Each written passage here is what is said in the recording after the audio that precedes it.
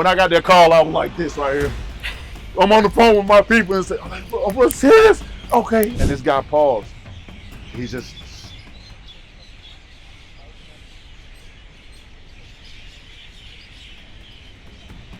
Bomb Squad!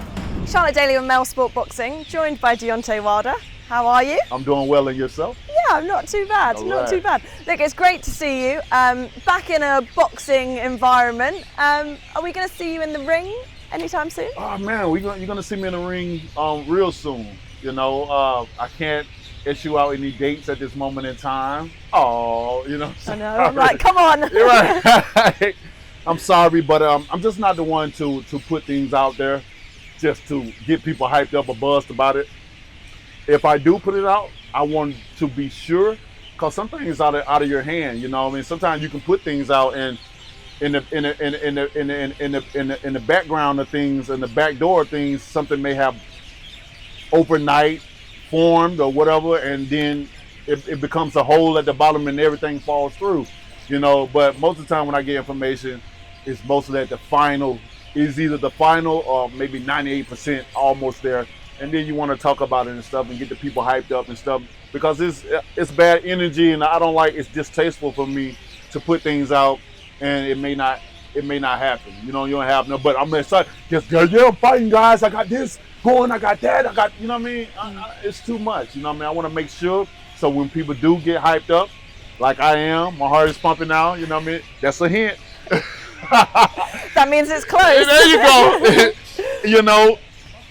You know, it gets me hyped up. You know, I don't want people to get this way and feel this way and then like it don't happen. To be like, oh, because sometimes people, it can get to a point where it don't happen. People that spend money on hotels already. They done already organized babysitters and stuff. They done already got, you know, certain things in order to go to the fight, and just, you know, called off of work and stuff. Whether you got time off or whether you sick, oh, I ain't gonna make it. How you know you're gonna be sick that day? I know. Or whatever. And just imagine you plan for this big trip, maybe by yourself or with others, friends, family, and it doesn't happen, and you done put all that into it. You know what I mean? It's not a good feeling. You know what I mean? I know people that have done it. I you know what I mean? I never have done it myself personally to feel it. But I've known people that have, and for them to experience, I'm an empath, so I can feel things all the time. Yeah. They say much is given and much is required, and that's real. You know what I mean? And to see that, especially if it's a big fight, and it don't go through, like, oh my God, you know, people get angry. So, you know, but there is something in the works, and next year, it's going to be some big deals going on, trust me, and I'm going to be involved. When you say in the works, so I've spoken to Team Usyk, they've said that they're negotiating with you for that fight. Is that the fight that you're talking about that is in the works at the moment? You know, that is in it, you know, that is, I don't want to think too hard on it, you know what I mean? You know, I don't want to upset no one or think too hard about anything, but that fight is in the works. That fight is in the works, you know, and I'm very excited. When I got the call and stuff, and they, you know, people ask me, did you ever think he was gonna call you out and stuff like that? Like, I didn't know. I don't sit back and like, you know, just thinking, you know, call me out. You ain't fought, call me. You know what I mean? I don't sit back. You know, I always look at a situation, and with this situation came out of opportunity. Something that got my heart pumping, and I'm excited now. I hope and pray it go through, you know, because I've never had opportunities. Nobody's never offered me an opportunity before. You know what I mean? Especially in boxing, in the business of boxing. Nobody's ever offered. So when you get this opportunity, no matter what the reason is, you know what I mean? Because I got a lot of reasons why I think he want to fight me at this moment in time. But that doesn't matter. The point is, we're in negotiation. We're talking about a big fight next year. And it's a strong possibility it can happen. And when I got that call, I was like this right here.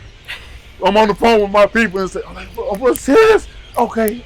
Oh, man, that's okay. All right, let's go. So it's safe to say you want the fight then? Oh, for sure. Shit, if you go home, it probably got a hole in the carpet or something like that. Like, shit, at least starting.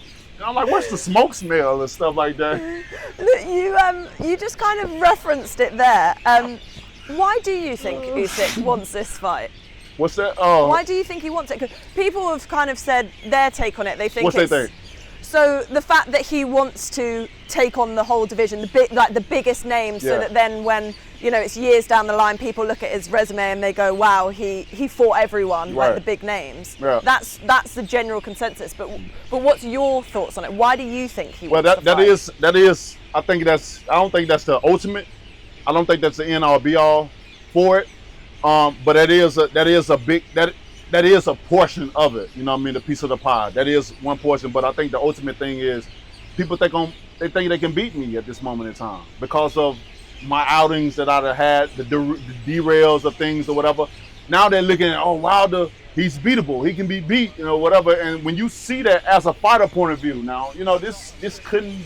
I mean, this is just my opinion of things. My strong opinion that I feel as been a fighter, and I know how fighters think and how they react to certain things. And then I have to go off of past situations when I was at the top and stuff and what they would say then to now. It's a different. Then, hell no. But, even with Usyk, he said he would rather give it up than to fight me and stuff like that. And all of a sudden now, it was a different thing. With a lot of other fighters and stuff like that as well. Not just, which that could be a psychological thing or whatever and stuff like that. These are just all my opinions of things. Nothing in facts or nothing. Just observing the past and coming to the current of things and trying to develop something to have a future for a fight. And I just think people just think that I'm done. I'm not the same no more. I'm not the same fighter or whatever. And now they feel like they got their opportunities. What in your mind has changed then? Why do you think that you are back to the old Deontay Wilder rather than the Wilder we saw against Zhang and Parker? I don't want to be the old Wilder. I don't want to be the old Wilder. What's nothing wrong with him? You know what I mean? I'm older. I'm so much more wiser. Because the only way you become wise if you're applying knowledge to life. Age don't bring wisdom. Age do not bring wisdom, or you would be considered, or we wouldn't have old fools in the world. And I know a few old fools, and you may know some too. You know what I mean? But applying knowledge to life is what makes you wise. Simple example. The stove is hot. This is your first time seeing a stove. You understand? What is this? First time, and you go, it turns red. Now, common sense, would tell you some stuff, but sometimes common sense ain't so common to people. So you gotta take it for what it is. And now you go touch that thing, and it burns you. It gives you a 3rd-degree burn. You can even see the wound that's on you. You know what I mean? Now, let's say 3 days, a week later, the same situation happens. Maybe somebody left the eye on this time or something like that by accident and put it off in the port, maybe boiling an egg or something like that. You know what I mean? And put it in the over the faucet and cut the water and just left it. I'll be right back. Or maybe had to pee a little bit. I'm coming back. And you stumble across it. Now you see the same thing you saw before. You know that this is hot now. In your mind, like, I've never seen this before. This is something new to me or whatever. I may be in a rock in a hard spot or something. And now this is my second time seeing it. I'm more experienced because I got the experience the first time. Now, I can do two things. I can touch this thing again, and the same thing happened to me because I'm like, oh, it ain't gonna happen to me again. You know what I mean? I can have that mentality because some people do the same thing over and over and over and over until they learn the lesson. Because the first time ain't good enough. You know what I mean? They had to repeat that. I know people that done that as well. You just couldn't get it. Or you can make a decision like, you know what? That is hot. I touched it before, and I ain't touching it again. And when you make that decision and you turn it off instead of putting it back on, you have became wise in that situation. But how does that translate into your performances? What are we going to see next time you come into the ring then? What version of Deontay Wilder do we see now that you've learnt from those experiences? Oh man, I'm more vicious, I'm more intense, even more happier, because I'm always happy. but an even more happier fighter. You know what I mean? A person that, man, when I think about it, I'm an empath too. I can see things. My energy around me is beautiful. My perimeters of who I have in my space is beautiful. The people that I let go, they made the worst mistake of their lives because they lost me. You understand me? And I mean it in so many words or whatever. People don't know me. They only see a fighter. They only see the bronze bomber. They don't know Deontay Wilder as the man and how I am as with people, what I do. You know what I mean? That's why I get a lot of people, men and women, fall in love with me. Getting the perspective of me outside of the ring. Getting the perspective of me inside the ring, doing interviews, doing, wanting to put a body on the record, all that good stuff. You know what I mean? But when they see me on the outside and me interacting or whatever, it ain't for the show. It ain't because I don't do nothing for the show. It's all real. But this is the business that I'm in. I'm in the show business, guys.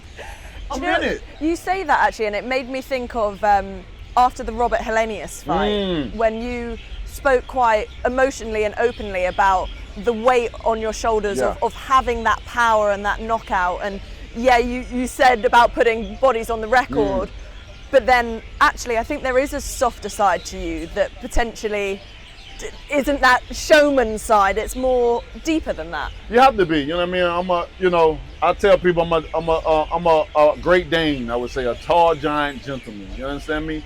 You get in certain situations, you have to react off of certain things or act on certain things and stuff. But that's in the business. Out here, I'm not in harm's way. I'm not in danger. I'm not, I look at you, another human being, as me. We need each other. Understand? We may be from different places. We may be a different race. But at the end of the day, you need me and I need you. Maybe not physically in our lives and stuff, but hypothetically speaking, in a big world, in a body full of human beings, we need each other. Yeah. You understand me? We need each other. There's nothing like that. You know what I mean? To be able to get the affirmation, the word for someone, especially when you're down, and you need that. You need that for someone, or you need a hug, or you just say, you know what? I love you. You understand? And you understand that language, that I love you. It ain't that I love you trying to get it. I love you. You understand me? If you don't know it, think anyone loves you, I want you to know that I love you. And people feel that. Or giving a hug. You know how much a hug does? Oh my God. Just that affirmation of touching them, just a hug, And that's just how I am. So when people observe me on the outside, and I tell them, if you're going to observe me in the ring, observe me on the outside. If you see me, they see me, many people's mouths have dropped. I've got from people that don't have money to billionaires that looked at me, and I had this one guy, he was a billionaire. He apologized to me. I got in his car because I was, I was at his house. He invited me to the house and stuff after, we was doing some business. And I was looking at, I don't want to talk about that, but that's irrelevant. But he invited me to the house to meet his wife and his kids and stuff, off of just observing me doing things in my team with it, and by me talking to him, interacting with him, and getting into his car, because we got into the heart, had to go to the certain place that we was going. Yeah. Just to talk, the conversation, the brotherly love, the feel. You understand me?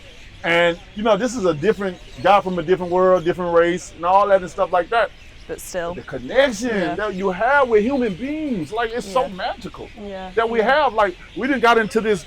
I don't know. That's a different conversation or whatever. But when this man one time in the car, he just stopped talking. He just stopped. He went cold turkey for 5 minutes. I'm an empath, so I can feel things. Yeah. And I've been in this situation before. Maybe not him being quiet or whatever, but people observing me, analyzing me, or trying to feel my energy. You understand? And seeing and this guy paused. He just.